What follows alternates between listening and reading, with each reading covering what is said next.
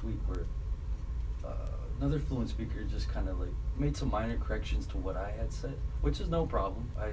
He said it in a respectful way, but I noticed like a lot of the stuff that we say like that, what you just said earlier with Gishunachigib, that's not in that dictionary. There's a lot of voice for it, words that aren't in that dictionary. And it's kind of a touchy, sensitive topic for me. It kind of is, and you know, I've thought about it going back to school, taking, you know, completing the rest of my Ojibwe certificate, but it's, you know. There was somebody on a bus yesterday, I rode the shuttle, and they asked how to say glass, and I was trying to think of it, I finally thought of it, and how you say glass, like a glass window, wasit, like a wasit chicken big. That's how you say a window, glass window. Wasit chicken big. Wasit chicken big. And then you say like just a piece of broken glass. Omudayabik. Omudayabik. That's just one piece of glass. And she was asking us. Celia didn't know either. I can't think, she said. But me and her were talking back and forth on a bus yesterday because she's a fluent speaker, and it was good just to talk with her back and forth. We were laughing and talking, and you know.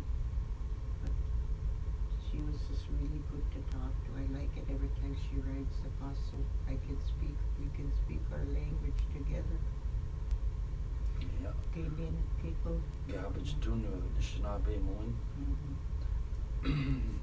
So, oh, that was it for that outline. We'll do the next one. Another thing about these clans, when Perry's talking about clans, there's a lot of help from the Anishinaabe get a lot of help from clans.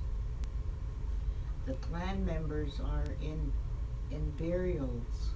When we have funerals, they mention clans. When they have healing ceremonies, they mention clans, because they're like your we do. They help you. Clan spirits. We do money do. That's how you say clan spirit. But when you nibo, that's when they're around to help you, and they also help you in like they used to tell us, don't ever go with your same clan, otherwise you're going with your brother or something, or your cousin, but there's a lot of same clans out there. Wasn't that one of the items that you wanted to talk about, where just kind of the traditional relationships with our family? Yeah. And then, I'll let you explain it a little bit more, but I think what you wanted to touch on is like our uncles and our extended family, and just how we recognize them as our I'll let you talk about that. Yeah, a lot of them don't know any about these, because I remember that's all when in my time, when my grandma, my grandpa was here, all of the people were here, that really old people. And I know, my grandma and grandpa and them didn't get it, they got it from way before them, and that's what I believe, like we were talked to about clans, family, and like I said, if you don't know your clan, every Indian has a clan, that's if their dad had a clan. But say, like I said, if your mother's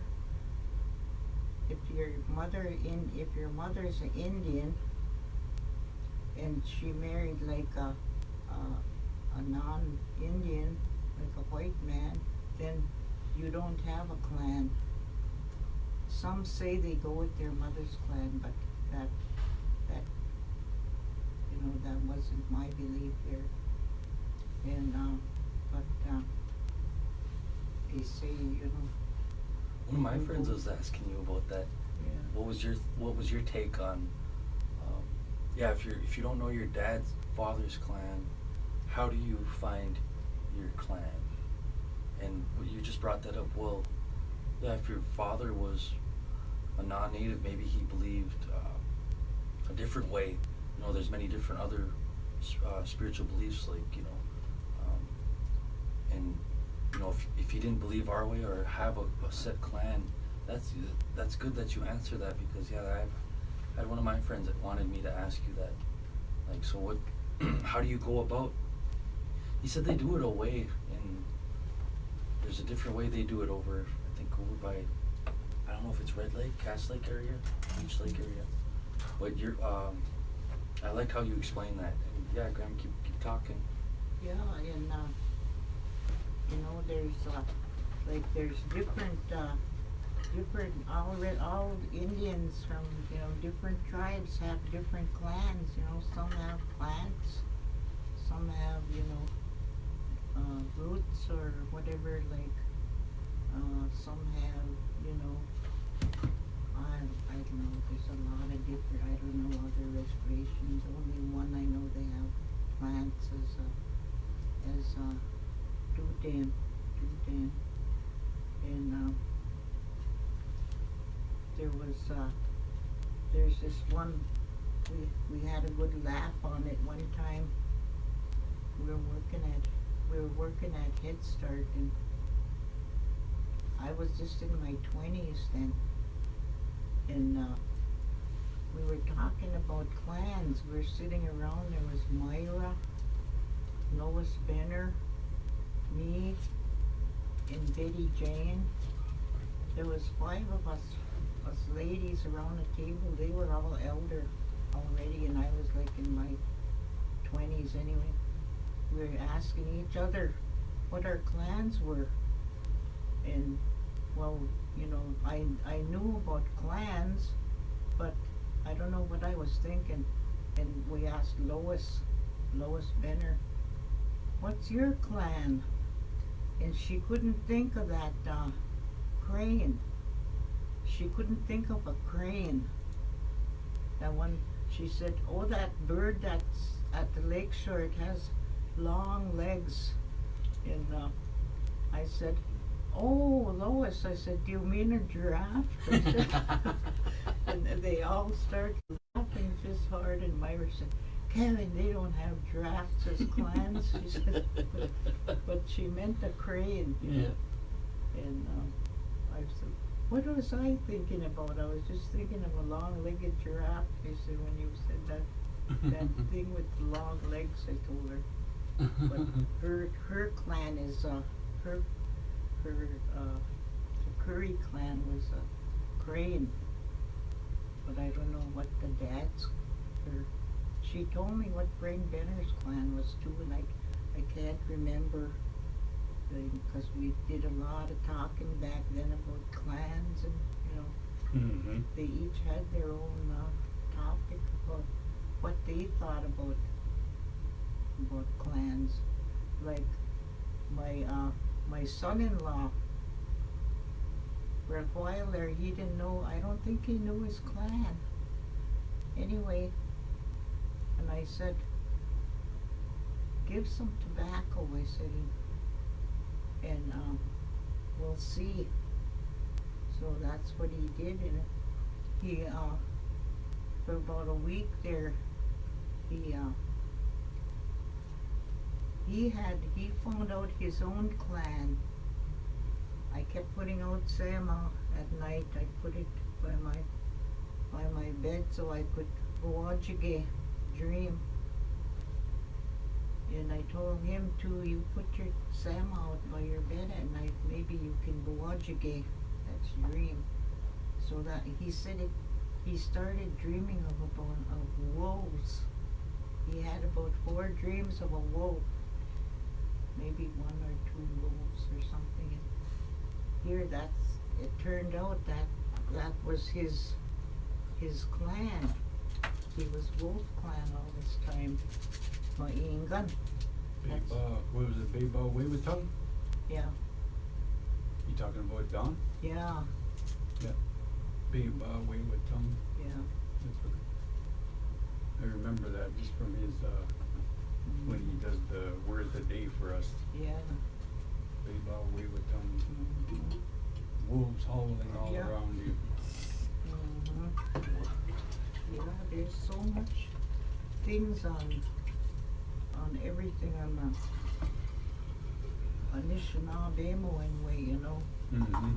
and like, you know, there's a lot of people that really don't believe, or they don't, you know, well, it's, you know, it's there, it's, you know, Mm-hmm.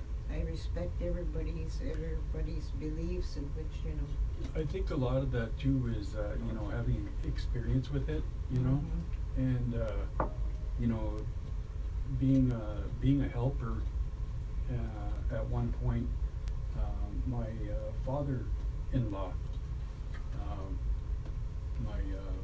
my baby's mama, her stepdad was a medicine man, and so, he would ask me to help, Mhm. you know, but I mean, of course he had helpers, right? That would travel with him, and he would go, doctor all over the area up in Canada. He'd even go up into the Hudson, communities, remote communities, go up there and doctor, especially up towards, north of, Thunder Bay, and then further, east. He would, and then he'd get invited, to other communities all over the place, and, so I got to experience a little bit about, you know, the traditional medicine, and, you know, our, and of course being around, Nett Lake and growing up around, traditional people, or at least some of the knowledge, and then, you know, of course, a lot of it you learn when you're getting teased, you know, and that's also a way to teach, you know what I mean? Mm-hmm. And pass down, beliefs, I would think, but it was something that was always around me, and of course, when I was down in Arizona, that that whole area there is just total superstition, total, medicine. I mean, you observed, closely, and, my grandparents, my grandmother especially, she would always, take care of us, you know, especially when we were first down there, like later on when we were older. Mm-hmm. We would return there, and the first thing she would do is, wash our hair, and she would wash our hair in that, I guess it'd be like a traditional soap, and, what they would do is they'd take that yucca plant down there, it's a cactus, and they would dig that up, and they would take the root, and they would, kind of break it apart, so it looked like really, I don't know, stringy. Wow. But then what you do is you put it in a water, like a little, wash pail, Mm-hmm. wash basin, and then you just put it in there and, rub it together, and then in the water, and then it would create, a suds, you know, like a Oh, soap. like a natural soap Yeah, almost. yeah, and so Wow. what she would do is she would wash her hair with that, but then she would also, you know, just talk about things that does for a person, also spiritually, you know. She would say, well, this is gonna, you know, cleanse you, and, like, almost, kinda like bless you, you know. And I know that's not a thing up here. There's not a, well, I don't wanna say there's not, but, that was one of the big differences that I noticed between, our two, cultures, the Navajo and here. Seemed like here there's a lot of observance of endurance, you know, of, persevering, of, I don't wanna say hardship, but just knowing that life isn't easy, you know, and that we have to appreciate it in that way, in that sense. And then down there's a lot more, I don't know what you wanna call it, like there's power in certain, I wanna say items, but, substances maybe, you know, because I mean, my mother used to have a pouch and it had her like her herbs and stuff. She just carried it in a little medicine bag, you know, kind of the way that they make the medicine bundles here with the cloth Yeah. in those types of pouches. And I remember one time I got stung up. I was me and Mark. Actually, Mark was with me that day. We Gene Goodsky paid us to kind of tame his corner, the corner on his lot down there in Pineview. And what we did is we were just cutting out some new areas like heavy brush, and so we're using snips and we're digging up roots and pulling things out of the ground, moving rocks and all of that, all in preparation for him just to, you know, have a lawn. And so what ended up happening was we stirred up these hornets' nests, and it was a lot. I mean, it was a lot. And then I think he heard me as soon as I start yelling. I was like, "Hey, Mark, run!" And so we're running. I took off one way, and he took off the other way. And then I start running around Gene's house, trying to outrun them things. And I remember I thought I could like zigzag, you know, going back and forth and try to lose them that way. That didn't work either. And then, so by the time it was over, I think Mark got away pretty good. I think he ran back home and didn't really get stung that bad. They followed me because I was the one that stirred them up. And then I went home, but I couldn't move. My arms, everything on me was all stung up, and so I was walking home all stiff, you know, and I couldn't. Ow. Whatever, it felt really uncomfortable. But anyway, I got home and my mom, she had that medicine pouch, and so when she gave me that, and you know, she burned her I suppose it's like a little cleansing thing. It's got a particular Where's it gun? cedar, I think. Yeah, Asia. where Yeah. Smoke comes up. Yeah, yeah, No yeah. place it could. Okay. Yep. That, and then she took a little bit. You know, she said, "Lick your finger." So I licked my finger, and she said, "Put it in there, and then take a little bit on whatever's on your finger, and then put it on your tongue." So I put it on my tongue, and then all those things. You know, I mean, they were. I didn't cry or anything, but it was really painful, even if I moved just a little bit, you know. And so I got up all stiff and I walked away. And she said, "Here, you're gonna have to do this. So put it on your finger and then put it on your tongue." And as soon as I did that, I put it on my tongue and I swallowed. And then all those things just went away. They're gone. Wow, it just counteracted all that. Yeah. And so I didn't even feel any pain, any stiffness or anything like that, you know. So I know how powerful the knowledge is that our ancestors or our families have, you know. Yeah. And I don't know if she's ever been back down there to like replenish that. I haven't seen her pull that out, only in special needs, Yeah. where she'll get there and she'll burn it, and you can smell it. I mean, it's got a certain smell. I told Perry about that. We were going to do Fond du Lac, and it was just so bad. And I told Perry, this is what I do when the weather gets, or maybe you can talk about that, about our ride down there when it was raining so bad we could hardly see the road. Oh yeah. My grandma just, the rain was, I had my wipers on high, and they were just, you know, they were wiping really fast, but I still couldn't see. And she pulls out some tobacco and starts praying and puts it on the dash, and she says that's how you let the spirits know that you pray, and then you put the tobacco up by the dash.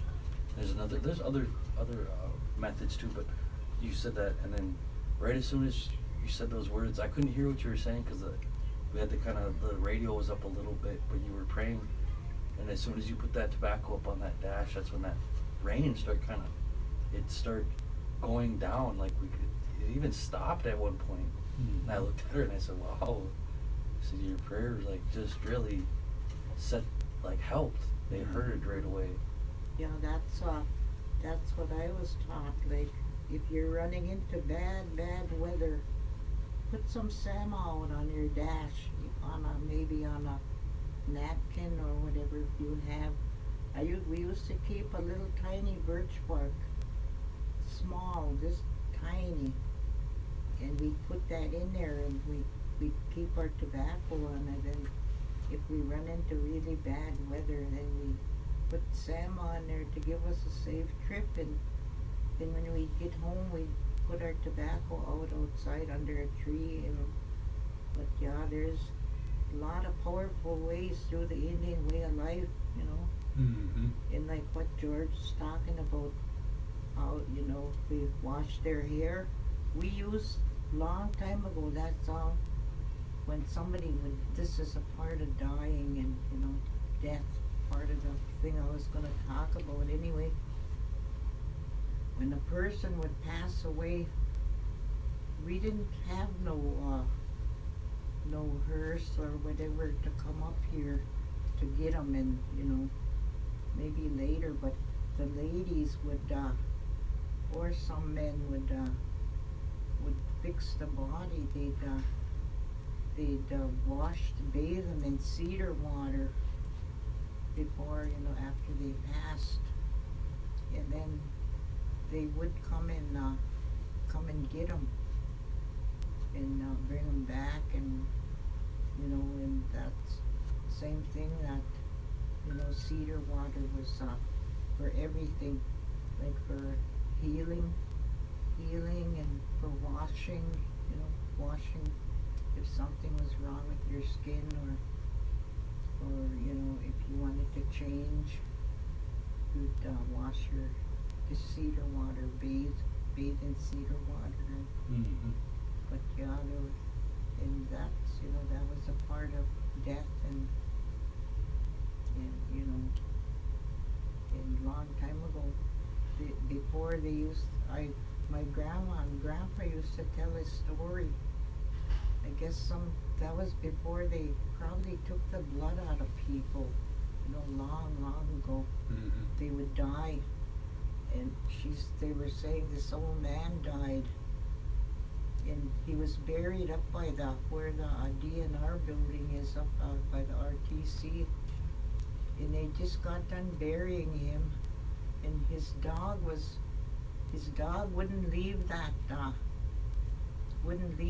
place where they dug a hole and buried him. Mm-hmm. And that dog just stayed there, and that dog was barking and barking. Mm-hmm.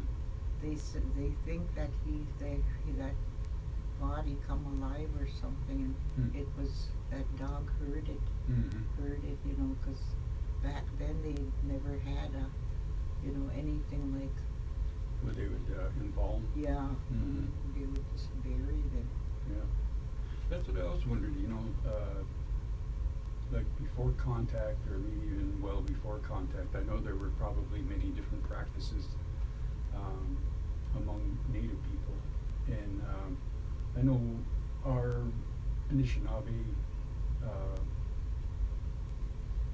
originated, or at least we have historical and oral history of being on the East Coast, you know, and then traveling Yeah. to this area. I often wonder, like, what were the practices, you know, along the way, or, you know, where did they find evidence? How did they know other than you know, the history that we shared with them, and saying that, you know, we followed the Metis shell to this area, you know, and then our own sub origin, you know, of our leader coming here, and then knowing that this was the place where, you know, the food grows on the water. And Yeah. He had a dream, he about the rice on the lake, and he didn't know what it was or what, until they just come about it, you know, come on it. I wonder if, because, I don't know what you want to call it, plant-wise, or they said that wild rice was all over the place, and you know, even before contact, it was more Abundant. abundant, yeah, prevalent all over, and it was part of the, I don't know what you wanna call it, part of the challenge, but that's what I was wondering, because up in the eastern seaboard over there were I think the Micmac, I'm not sure what they traditionally call themselves, but they're called Micmac.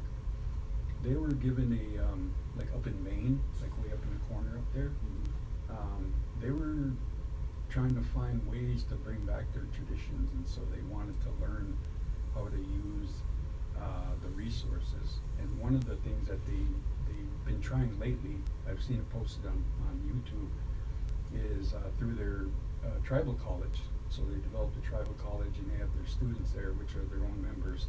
And what they were doing is they're going out teaching them how to harvest wild rice, actually to know and recognize what wild rice is.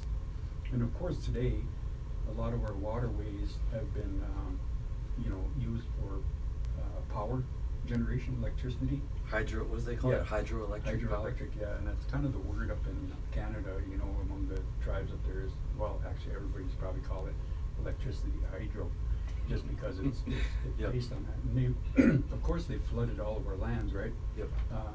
Many tribes, specifically, that lost their entire villages and landmass just because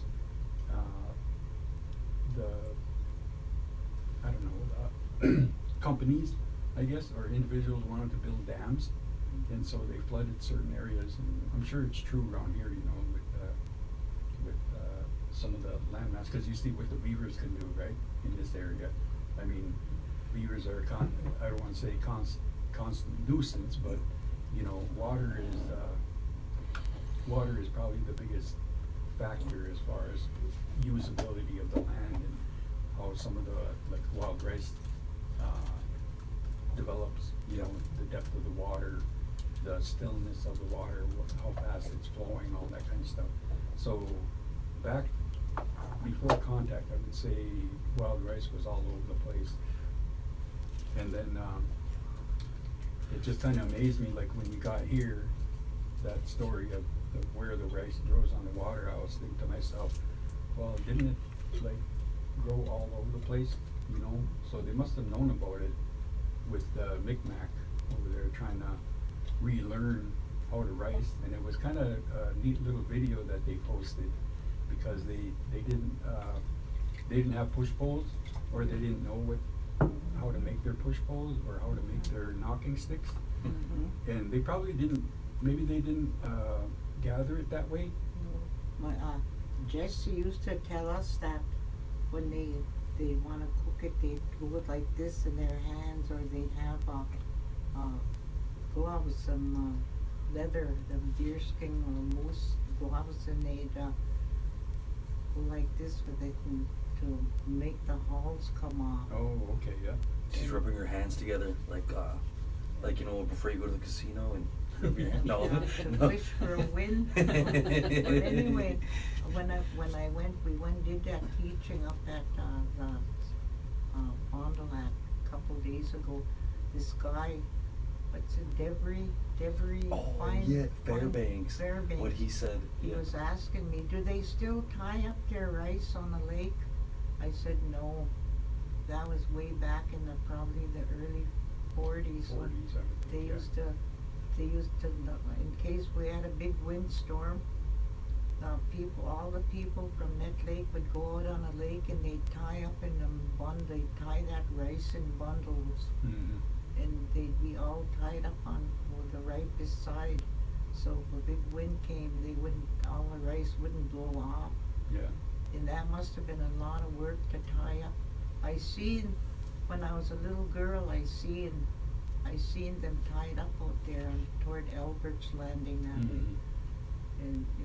And that was the last time I ever seen that go on, just tying up the rice. Yeah. Yeah, that's what I see illustrations of that too. I think there's even some historical pictures at the Yep. historical Society. Yep. where that, I mean, sometimes they took them and then wrapped them around in kind of like a candy cane, but they had them all bound. And I would probably think what they would do then is just bring that whole bundle in and just wrap using a big flat kind of stick to Just knock all that rice or right just- into the. Or just bend it over and then just shake it into the boat, you know? Yeah. Did you hear what else he said too about our rice? Mm. He was saying, he was talking to my grandma, I could hear him. He said, yeah, so he said he talked, Devery Fairbanks talked about a ceremony where long time ago, man, it was a long time ago, and he said, yeah, that rice was just popped and they had blueberries in it and other things. He said, I try to pop rice with my students. What is it, White Earth or Leech Lake rice? Beach Lake, I think. Red Lake rice or some other. He said, Net Lake rice is the only rice that'll actually pop.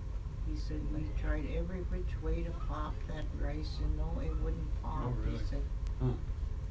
I think, well, I don't know. Maybe I'm just spoiled by Net Lake. But I noticed my dad made a parcher.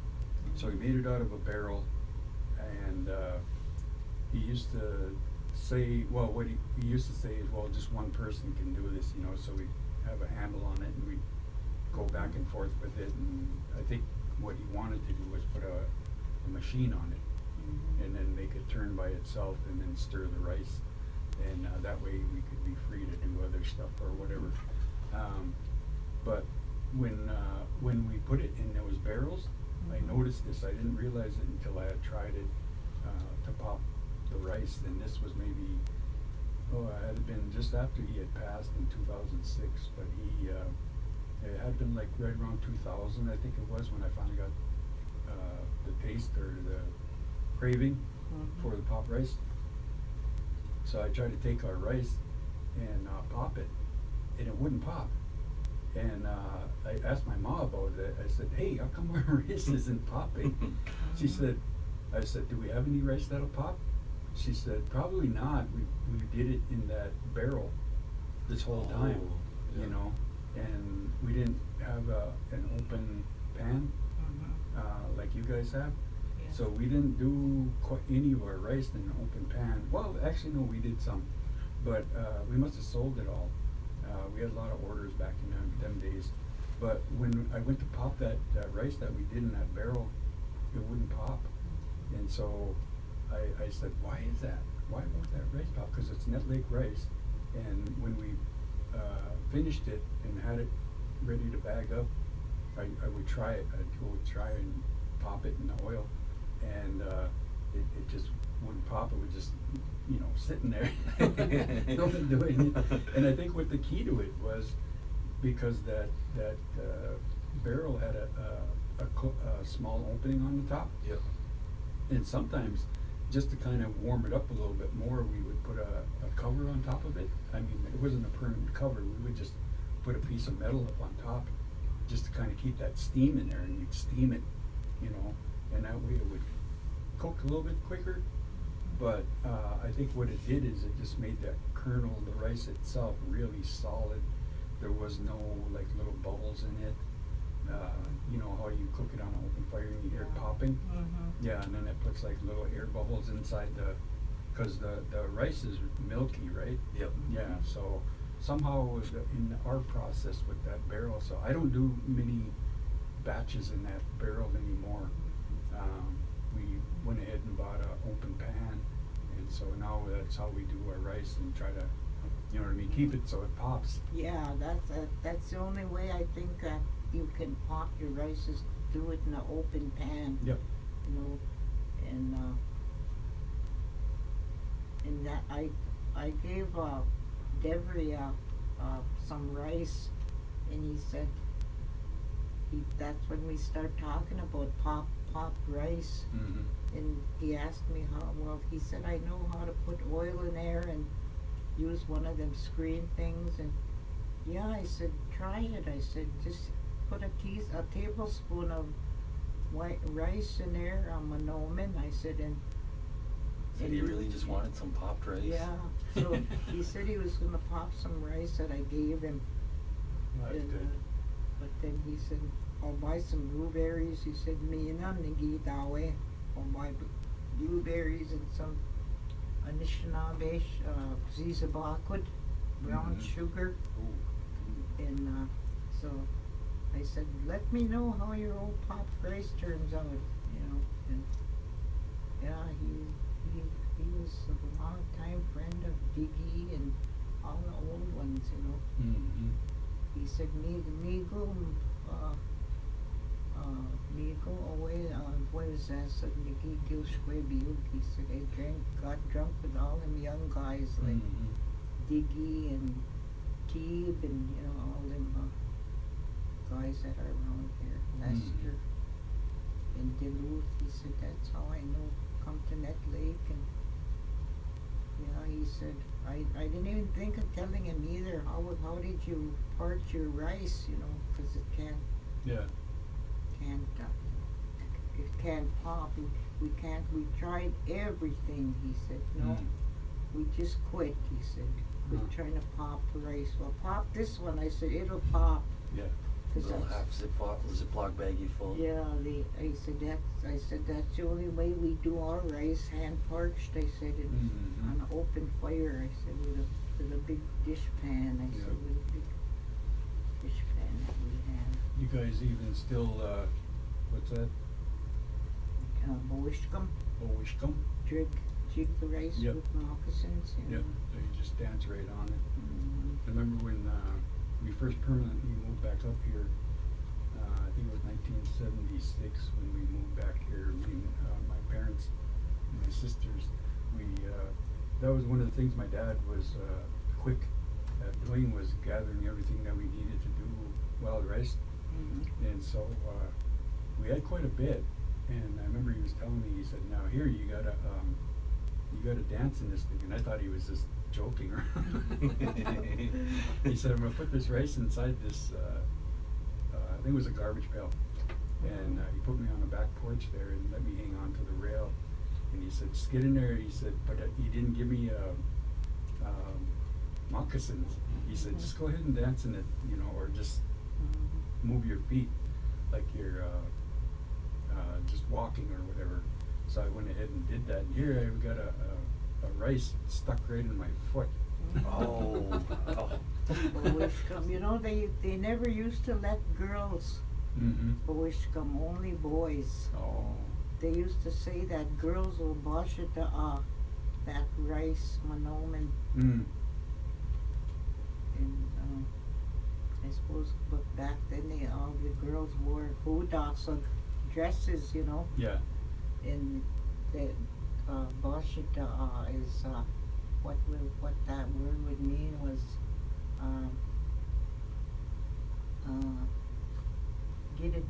not get it dirty or step it. Same way we couldn't step over a boy with our skirts on or nothing. You know? That's one thing too that I think is important. I don't know if we've ever got anybody that to come up and talk about women's responsibilities. You know, like that's one of them too, because I see that happening quite a bit where a lot of young ladies, you know, they're never taught, you know.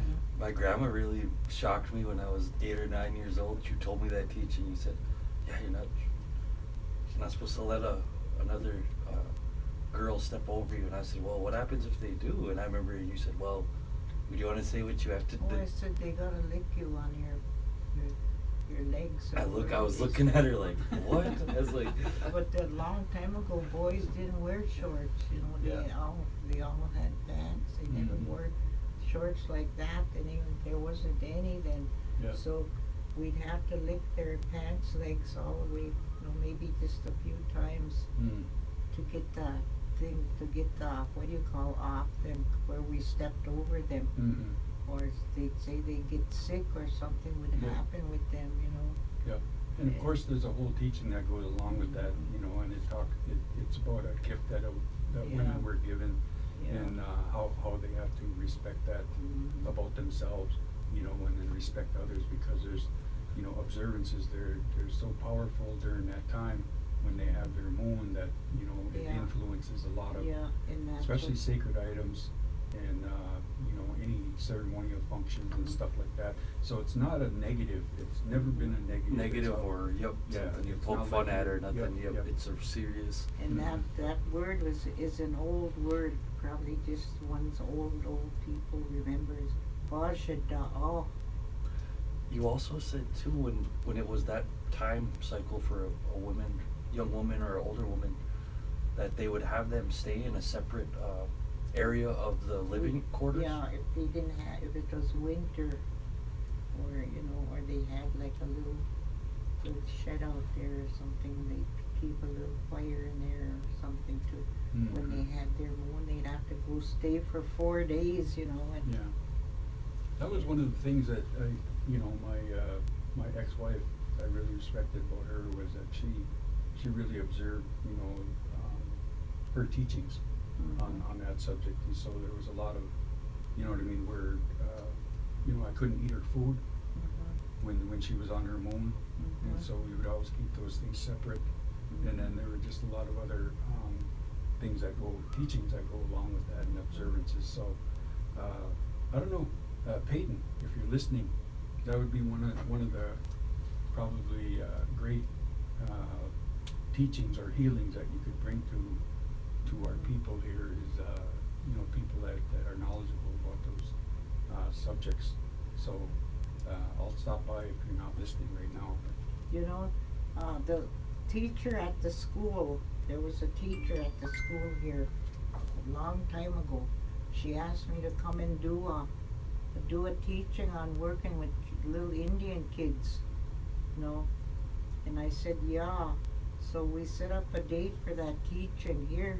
She was the only one that came, but she set it up on a school day, they could set up things where they can all be free to attend, instead of just one person. So me and her just sat and I talked to her about little how to work with little Indian kids, because all these little Head Start kids and even elementary kids that I work with, they always wished for another Indian teacher. How come we can't have no Indian teachers? And the older kids would say that, 5th and 6th graders, and because like little kids like that, they can't look you in the eye, they look down when they're talking to you, I remember Judy Anderson, when I first met her, she was a director there, and she introduced herself, and she gave me a hug, and Indians aren't really used to hugs, a long time ago. But she said when she gave me a hug, she said I stiffened up, she said, like, Yeah, I can see that. I know that's, traditionally from a Navajo perspective, that's one of the things that we do when we enter an area and we're not familiar with everybody. Well, even if we're familiar with everybody, that's one of the things you start out, you go around and you acknowledge everybody that's there, and it's not just, I don't think you would hug, you would just go over there and give a little handshake, you know what I mean? And, yat shche, or, like you were talking about earlier with everybody that's older than you is either an uncle or a grandfather, so especially if they're older, they're your grandfather. So that's how you always say, yat shche, so, and that's just hello or greetings, my grandfather. Like a respect custom, huh? Exactly. Like, yeah, because everybody is your elder, right? So you always give them that due, I guess, as far as respect goes, and just that kindness of acknowledgement. And that's one of the things I think that's missing too a lot today, as far as our community goes here, is just that observance of civility, to acknowledge somebody and just, just a head nod, or, a bonjour, or, when you see somebody on the road, just a little wave. I think around here on our res, little kids, and even probably high school, they don't even know what an elder is. They don't know what an elder is. I would think so, yeah. Yeah. What was Devery saying about how did he say grandma? Oh, yeah. So he said, he broke it down to me and Graham. Mindimaway doesn't actually mean old lady or old woman. Yeah. It means the the backbone or the of the family. He broke it down through what he called etymology, the breakdown of root words for Anishinaabe words. And each of our words has a Graham and George have discussed plenty of times on the show the etymology of each word, like how you know, and that's what he broke down. And I said, wow, I said I've heard that before, but I never had actually somebody explain it like that. Yep. And we need more of that, you know, for people that are knowledgeable like that to bring in what, you know, yeah, because Oh, yeah. Yep. you hear that word, and of course everybody just kind of uses it jokingly, you know. What Giggles I mean? and yeah. Yeah, you know, but really it's a powerful word Yep. in a family sense, not only family but a community. Well, that's what Mizanobi tongue calls me, and Linda Moy Mhm. calls me. Yeah. You know, dim away, you know, old crabby dim away. Old crabby grandma. So that's one thing I think, you know, when people are learning the language, you know, just to be aware, you know, even though you might learn it in a certain, I don't know what the word is, a certain situation, and it might be like in a joking way or something, but a lot of that stuff you gotta realize too is, there's kind of like a double-edged meaning to it, you know. There's a seriousness to it and a teaching, you know. The word wouldn't be unless it meant something, you know. I don't know if I'm making sense, but there's more to a word than just, you know what I mean, when we tease each other.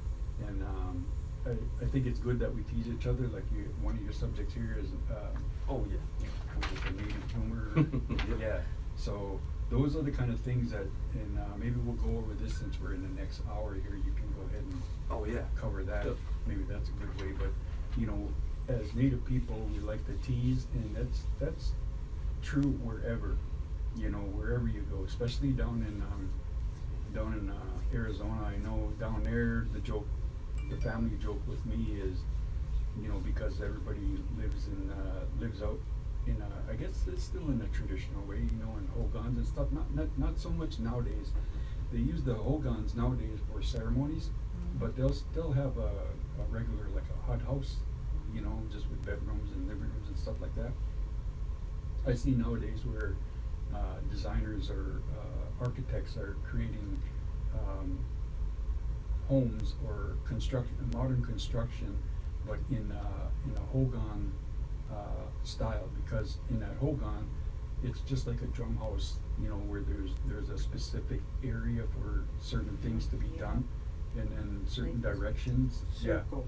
Yeah. Yep, like a female and a male and all those kind of things. So there's tons of teachings that are in with the traditional home, the hogan, but they're bringing those into the modern way where they're building them out of 2x4s nowadays, and they're putting drywall and, you know, marble countertops and all that kind of stuff. So things are getting modern, but at the same time, I think a lot of the teachings are still being brought back, you know.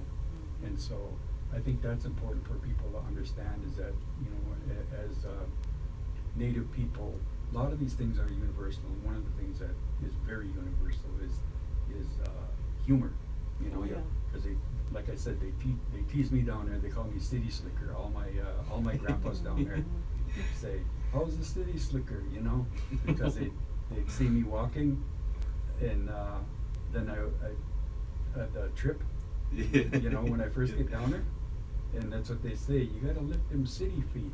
You know, you're using your city feet. You know, you gotta get your res feet going. You know, so. Like humor here, Lester used to call Bart a bush Indian. Mm-hmm. You know, he'd say, you know, but then, you know, like, I had some nephews that have white women, you know, that are married to, or, Yeah. you know, like my nephew Eric Helgerson. Mm-hmm. And, you know, they don't have Indian humor like, you know, like the Indians do. Yeah. So So, you say something to them and to try to be, and they don't acknowledge, at all what you're saying. They don't laugh, or like It goes right over their head. like an Indian would laugh, Mm-hmm. Yeah, so go ahead, Per. I'm sorry. Yeah. Speaking of that old humor, when we were down at that conference, I met a few of my old White Earth coworkers, and that one guy went up to our presentation stand and just said, "Ew," but he was joking. He was joking though, and I just started laughing because it's Anishinaabe humor, It's most people look at it like, oh, that's rude, or no, it's not. In our culture, it's a way. It's a way that we can just jokingly laugh and tease each other. Yeah, like I used to say, I would just tease people like Buju Winjigas, like I told Squidge that. I don't know if he knew. I think he knew what I was saying. That means hello, stink. And he just laughed, and that was me joking. They say if an Indian jokes around with you and says, just says stuff to you, that's a meaning that they like you. That's what they used to say. They trust you, and they feel comfortable around you. Yeah. If they tease you and include you in on the little jokes that they, there's a lot. But the first one is, so I'll use George's name in there. Bidasa away George-ish. Bidasa away George-ish. Ish George is walking over here. Yeah. That's one, You don't care for them. You don't like them. That's humorful. Well, that's mean humor. I didn't know that. But the other one is, I just do a little playful one in there. Just bimide dangwe, greasy face. Yeah. But you in Mizanobi tongue just say midday. I use the full, but I use it the same way. But I didn't want to confuse our listeners with, what's midday? Are they talking about the Midday society? So I put the full midday on there. Yeah. Okay, so, and I got this one by Peyton Hey, Counts. is that Shane's Indian name? Yep. The Medei Dingway? Yeah. His Indian name is okay, what's that? No, this is wrong. And another thing, Indians can say things to, like, give them names, like I was telling you, Lester's grandpa, Walter Drift, what they used to call him, Nagamajit. You can't say the A word, Gramps. Oh, Sorry. okay again. Sorry. No, just catching you because I just don't. That's Indian. I don't think anybody knows what that means. Yeah. Maybe a couple know what that means. But I don't think That's a funny name. Wimtipuj, yeah, they have all kinds of names like Winjikas Wabawan. That means Niju Dangway. they call this tree a stinking blanket. Mm-hmm. Winjikas Wabawan. Yeah. That's what and that was what they called him. Winjikas Wabawan. Wabawan I've never is heard a that before. blanket, yeah. Stink. I heard stink, but then a Wabawan blanket. Then they said he even wore that blanket over his horse. Mm. He'd take his blanket to cover up with it and everything. Mm-hmm. Then he'd use it for a saddle, and that's why they called him Winjikas Wabawan, stick blanket. So That's what we call Tom Drift and Tony Nichols and Jeezy. And then the next one, I got this because Peyton Counts called you when we were on our way to that conference and said you were teaching her. Yeah, you could say what her boyfriend Jay could say. Yeah, Ninabamish. Ish, my old husband. And she was just laughing, and see, that's that Anishinaabe humor. And you could tell she's an Indian because she has the humor. She was laughing right with you, just jokingly, And then Nawiwish, Ish, my old wife. Boppy, she or he laughs. I think You that's laugh at yourself is boppy, it is. Bobby it is. And Boppy it is. Get down boppy, it is. You should laugh at yourself. Wagunan Wenji Boppyan. Did I say that right? Yeah. Wagunan Wenji Boppyan. What are you laughing for?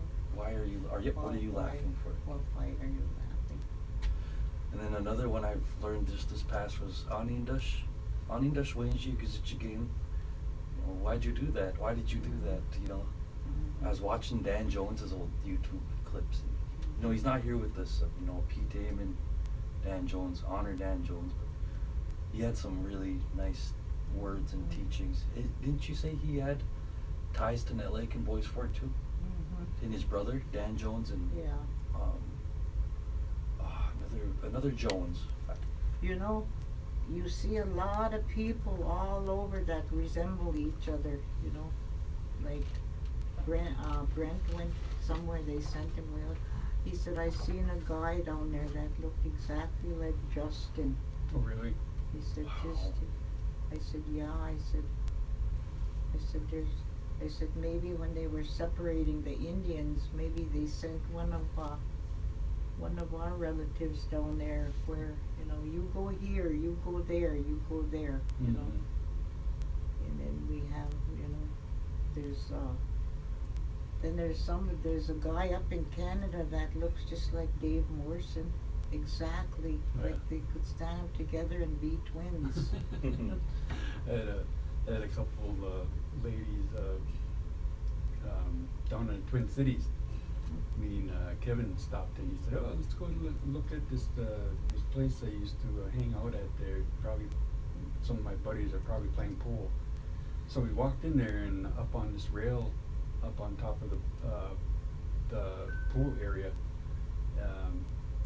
I walked in there and I could notice these girls were looking at me, and you know, I was like, "Oh, what's going on here?" You know, and then I went to the bathroom really quick just to, you know, freshen up. No. And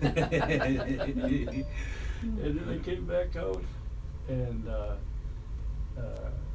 Kevin was still there, and so I went up, stood by him, and the ladies were still looking, and then they were kind of talking and whispering to each other, you know, and leaning over to one another, but we couldn't hear what they were saying.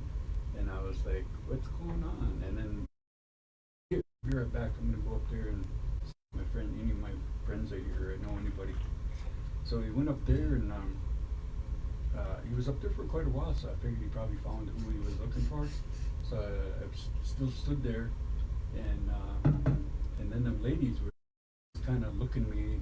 You know, they weren't like looking at me, but I could tell they were trying to figure out either who I was or something. And there were three of them, and but they kept their attention on me, and they weren't looking anywhere else. And I was like, "What the heck's going on?" You know? Mm-hmm. Oh, you told me this story before. Yeah, and then I went back into the bathroom again just to check myself, you know, just to make sure I didn't have any marks on me or, you know, something. Or if your fly was open. Yeah, stuff like that. Yeah, so I was just making sure everything was right, you know, and I went back out there and stood around there, and of course the ladies didn't move or nothing. They didn't come down, they didn't say nothing, or they didn't point or anything. And then finally they were just kind of looking at each other, because every time I would take a drink of my drink, they would kind of, you know, look at each other like I don't know, just I noticed that anytime I did that, they were looking at me. So enough. I'm gonna go up there and see why they're looking at me so hard. And so I went up there, and then I kind of chickened out. I saw Kevin over there, and so I went over there and, you know, towards him, and I said, "Hey, the lady," because they spun right around, and they were looking at me still. And I was like, "Hey, how come they're?" I said, "Are them ladies over there still looking at me?" And they're like, "Yeah, they're talking." And I'm like, "Oh, this is really bugging me." So I went over there finally, and I said, "Okay, what's going on?" And they were like, they said, "Oh, we were just laughing because we were trying to figure out if you were our Uncle Kenny or not. And I'm like, what do you mean? They said, you look exactly like him, even your glasses. And I couldn't, you know, and they were just kind of looking at, and then they started telling me the story about him. And he must have been sober for like about 18 years or something like that, or 15 years, but a long time. And they were surprised. And they said, you got a beer in your hand. That was another reason why we're laughing at you. It was an odd image in their head to see, like. Yeah, they couldn't believe it. And so we all had a good laugh, right? Chuckling. And so we went about our business, and then it wasn't more than, I don't know, maybe about half hour later, one of them came running up to me, and he said, come here, George, and stand here. And I was like, what's going on? Our uncle, I don't know what his name was, but he said he just walked in. He said, come down here. He said, we're going to surprise him. And I said, what are you going to do? They said, well, just follow us. And so they went down there and told him to look the other way, and then they brought me down there, and they said, as soon as he turns around, have that beer bottle in your mouth, and we're going to turn him around. So they went ahead and did that, and when that guy turned around, his eyes were just big. I mean, he was just like looking at me like, you know, and thought his brother broke his sobriety. Yeah, yeah. Holy. And his nieces were all there. They all started laughing. He said, no, this isn't Kenny. But I know what you're talking about, you know, with people in other parts of the country, because I always notice that. We got a twin every. Well, remember that time you were in Michigan and that young boy was walking down the street? Was it Zeba or KB somewhere? KBIC community. You thought that was me, and you were trying to talk to him. Rissa told me that. That's what Mark teases him. I think that when Mark teases you, or about some who he looks like. You know. Yeah, all the time. Well, Brent even throws little jokes in there too. Oh yeah, Brent too. They tease him about somebody he looks like. But yesterday I was gonna talk a little bit about things. They had a topic on that Dr.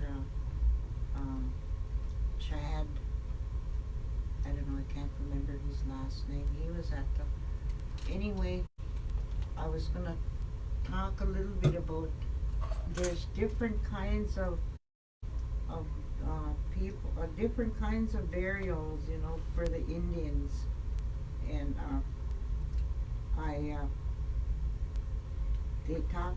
I'm gonna just talk about what happens on our reservation here when someone will be in a book, they die, but things are different on each reservation. Sometimes there's different, you know, same things, but it's done in different ways. And well, anyway, this happens when the first night somebody dies. The first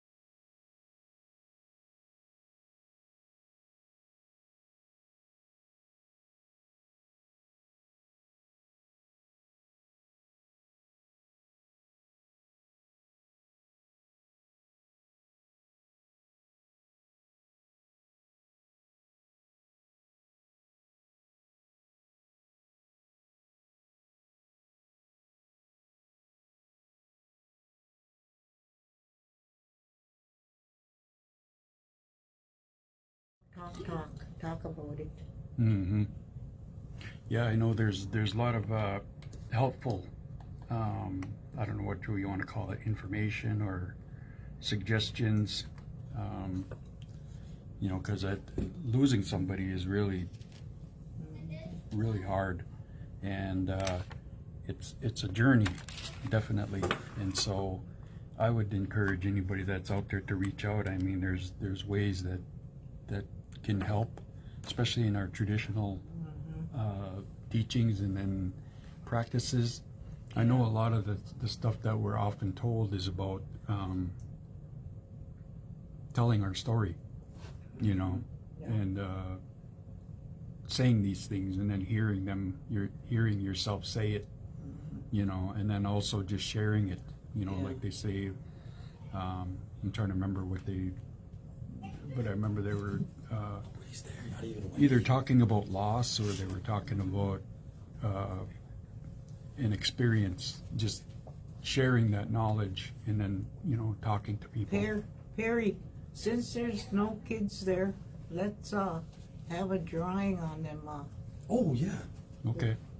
There's no kids around. So Yeah, we're gonna Wendy's. do They must be outside or in the gym somewhere. Okay. So how did you guys want to do this? We're gonna have somebody call in to win a game of their choice. There's Okay. 5 choices. And Grandma only wanted them to count to 15 or 20, but I said, well, let's make it more interesting. I said, make it more of a challenge. Have them do their introduction. And then count to 15 or Count to 20. 15 or 20. Just a little more. I know there's a few people in the community that can do that. Yeah, and tell them what kind of games we have, what the name of the games are. Oh, they can. They have a pick of 4: animal game, everyday words, food, and the advanced learner game board we have. The one with like 140 spaces on it. So, yeah, you can. Is it the KBFT Facebook page? Can they message? Well, I think with how about Auntie Karen? Do you want to take a call on your phone and then you can listen in on? Wow. Yep. And whoever the first caller that gets it right, so you're just going to answer them as they come in. I'm hoping I have your number here. I should, since you called me earlier. Let me see here. So anyway, everybody get ready so you can call in, and you can either count to what? 15 or 20. Count to 15 or 20, or do an introduction. Do both. Okay. Introduction first and then counting. Okay. And yeah, they should be able to do that because we've been covering that, or we do that every time we start the show. So You put that on silent. let's see here. I'm gonna look up There we go. Auntie Karen's number here. Hope I don't call you. Now watch, it'll come up. Okay. Is it the 750 number? Yeah. Okay. So what we're gonna do now, we're gonna take your call. You can call to this number here, 218-750-7268, and you're gonna count to 15 or 20, and either that or give us an introduction, your name, clan, where you're from, and is that it? Yeah. Name, word, introduction, and then count. Yep. And Auntie Karen's waiting by right now with her phone, and then what you can do is just talk to her and she'll verify your. So taking calls right now, the number again is 218-750-7268. So give her a jangle. I know we got people listening in all over the place. Remember, you do not have to be right listening to us over the air, you can be on our stream. Just dial that number 218-750-7268. We're not going to put you on the air. You're just going to be talking to Auntie Karen, and then she'll walk you through what you need to do. Yeah, I see plenty of people online right now. You got people out in Washington, D.C., way down in Marshall, Minnesota, over there in Aberdeen, South Dakota, somebody listening in from Seattle, Washington. So people tuning in from Germany, yeah, up in Canada, way out on the West Coast, over there in California. Give us a jingle here, 218-750-7268. And yeah, just count right up to 20. And either that or just give us an introduction. Tell us what your name is, where you're from, and what your clan is.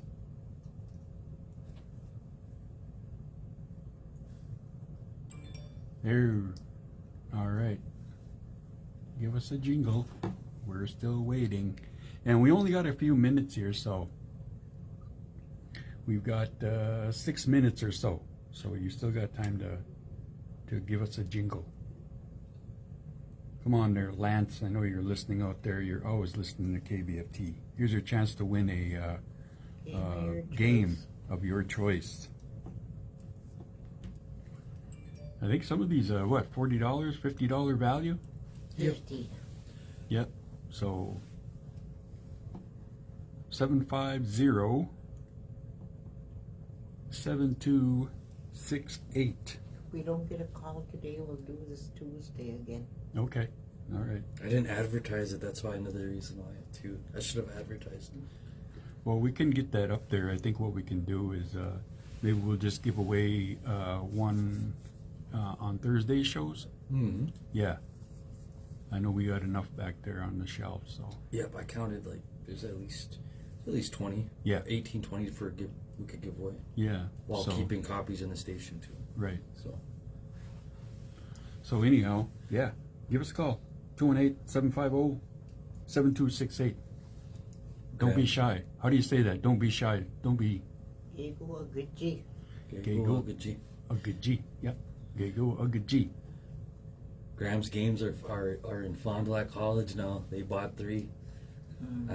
Jeannie Kermeen, the one that orchestrated that conference or helped with that conference, she wanted 3, and she said she was gonna show them to some of the professors there, the language teachers there. So that was really good for us. So I was excited. I was shocked when our first college order. I know. And that's what we want to do, let's just get those games out there and rebuild the fundamental foundation for language structure and with these young kids. Well, I think it just shows involvement, from the parent standpoint, especially if they pick it up and they use it for a family activity. I know, I was surprised when there's a lot of boys from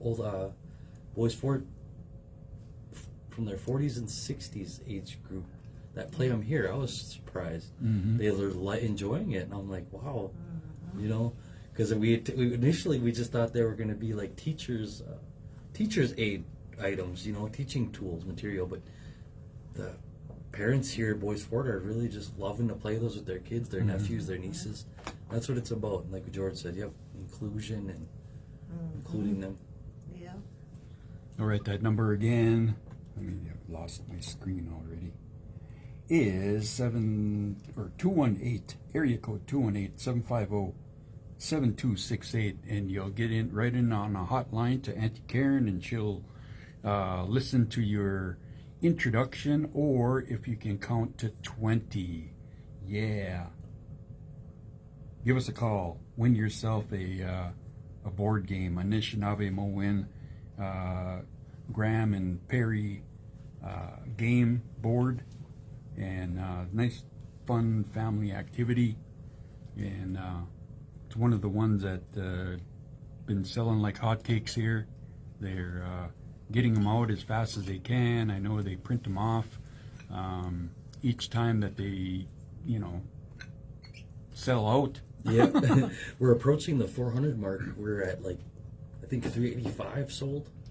We have like 30 in stock right now. We gotta sell. We got a few people, schools lined up.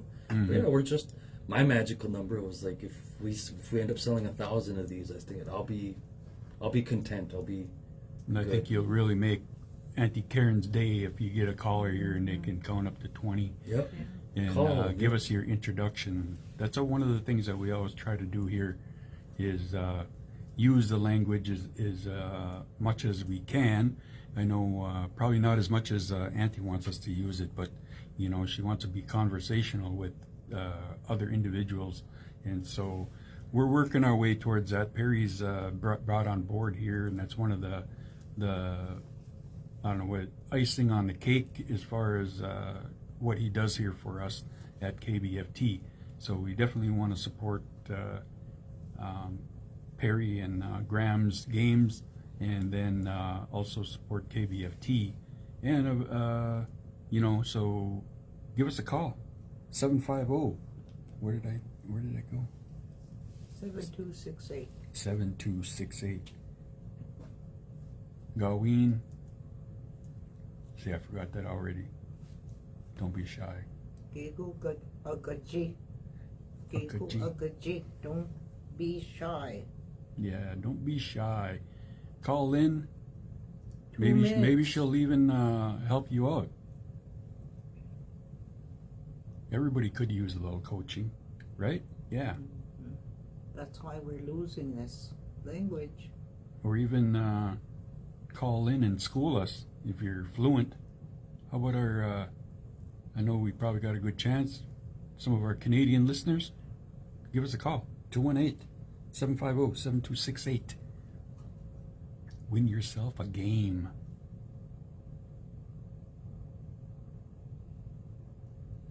What else you guys got coming up?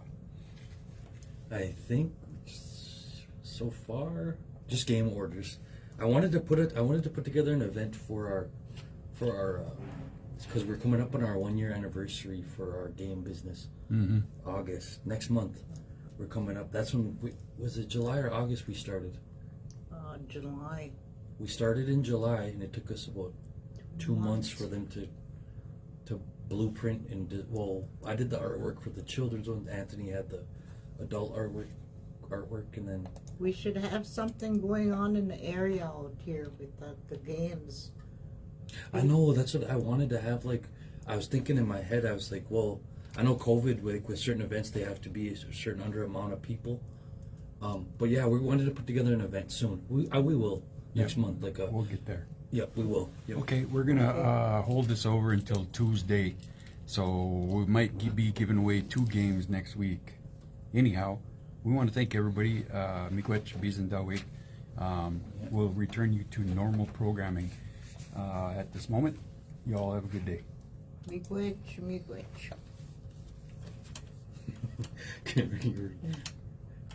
You're about to translate Naguchi to say, hey, Graham, no, we can't say that on the Yeah. radio. I was like,